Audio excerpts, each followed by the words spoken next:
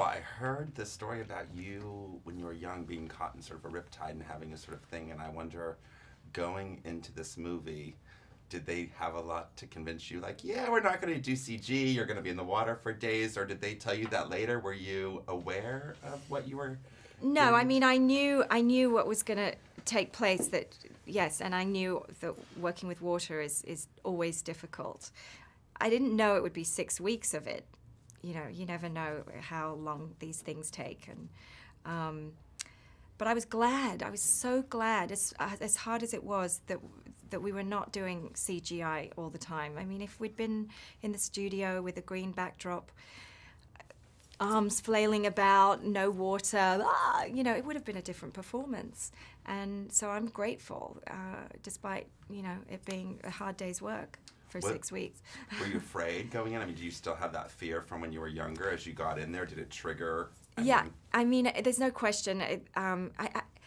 That came up a few times. When I had that experience in Bali and my family got caught in this riptide, I definitely have, as a result, always been afraid of currents, big waves and things. I like water to be glass flat. And it's interesting. You end up doing things, you end up taking movies on because it's stuff that you usually have to work through. It's not always a conscious decision, but you do the things because you're supposed to do them, I think. Subconsciously, maybe, you need to work them out. Yeah. Well, I also think it's interesting, and I mean, you work a lot, so it's not, but I'm thinking that from a couple of years ago, you were Valerie Wilson. Yeah. Then you went on to be Maria, then you're on to being Diana. How is it, as an actress, more challenging, more interesting, more difficult? I mean, is it all those things when you step into a real life person's sort of skin? Yeah, it's definitely more interesting, I think. It's difficult because you've got to get things right, particularly if you have to worry about things like, the walk and talk and the way that person looks.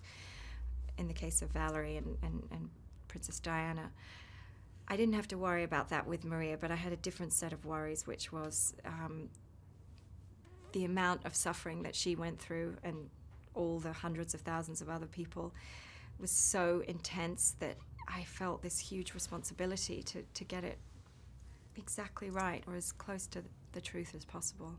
So that's a big pressure. But thankfully, I had Maria there a lot of the time. I mean, if she wasn't there physically, her presence was always felt, and she would write to me if we couldn't speak to each other face to face. She would write beautiful long letters about each moment with great detail, and she's very expressive. A lot of people, when they go through this level of shock and grief, they don't want to talk about it, or it's hard for them to express it because there's, it's locked. But it's not the case with Maria. I think she finds it healing and cathartic to speak about it. We met the first time before we started shooting, and I was very nervous about meeting her. I thought, I'm an actor and I've got 1,000 questions to ask. I don't want her to have to relive any more pain, and what if I say something that upsets her? Or so we sat in front of each other, and she started welling up straight away, and I thought, oh God. And I'm like, I'm scared that I'm gonna make her relive it, and I started welling up, and then she just, I don't know, it was like she had a sense of gratitude that that she was getting to tell this story, and I felt a huge sense of gratitude that she was opening up, and we just connected right away, had a big hug, and spoke for 3 hours or so, and then continued that dialogue, and it remained. I mean, I'm affected by her for life. She's in my life now forever, and she's a true inspiration. That level of courage that she showed in those few days is extraordinary, and something you aspire to. And that relationship between her and her son, so beautiful. I'm wondering if when you took this on, obviously working with Ewan before and knowing him for years, I would imagine that probably helps when you're playing a husband and wife, because you at least have that. You've known each other, so there's that. Yeah, and we didn't get any rehearsal time. And we don't even have that many scenes together, Right. and we have to create this really tight family bond. But you don't want to, you know, and we also had a couple of scenes where it was like a little edgy, and, you know, it wasn't the perfect marriage necessarily, which one is, but, you know, you want to create truth, don't you? And you've only got such limited time before we're separated, and you just want them to be back together.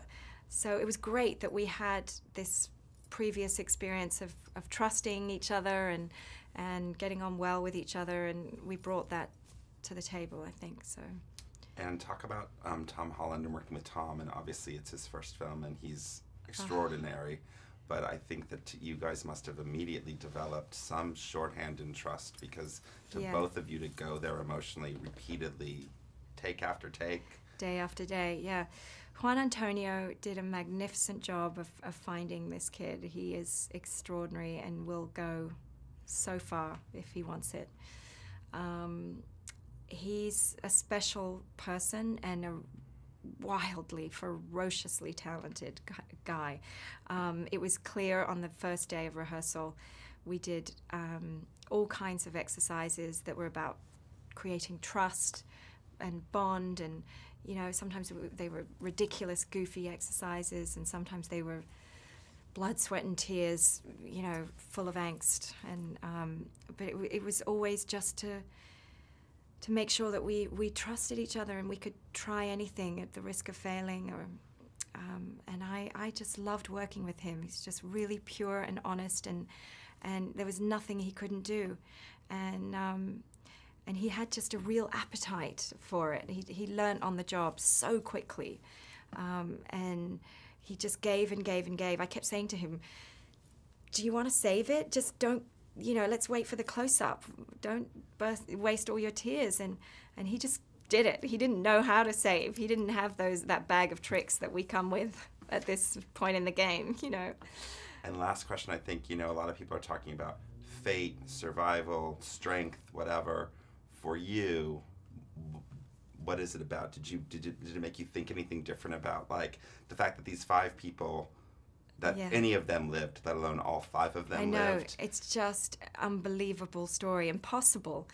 And there's the title. It encompasses so much and so many thoughts and ideas. But yeah, I mean, we cannot control it always, can we? We like to think we can, and some things we can, I suppose. But I don't think we can have such a powerful control over nature. And yeah, and Maria, the way she speaks out about it it was all down to luck with this family, and yeah, it was very lucky.